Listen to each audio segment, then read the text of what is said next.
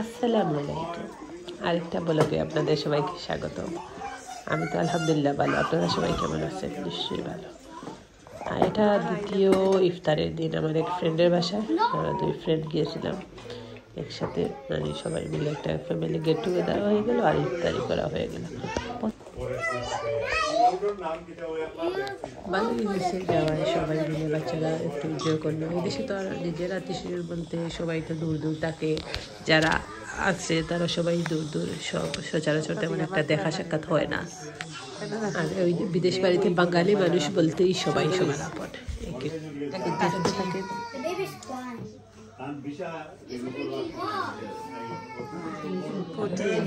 এটা কি দাঁড়িয়ে ফ্রুট কাস্টার্ড না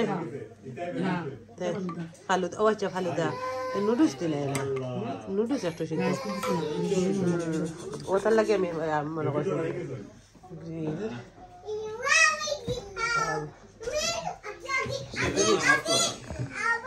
বেবির মা আইসে আগে নিজেরা সেভ করে রাখে।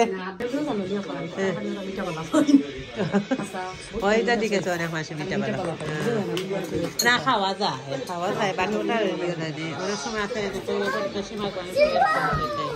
ওখানে দেখে পাইছো কিতা করে কেউ খায় কেউ খায় না, সকলেও শখ তাকে মিঠা খাই যায়, থাকে বিয়ের দ্বারা খাই না, এরকম নাই জানো।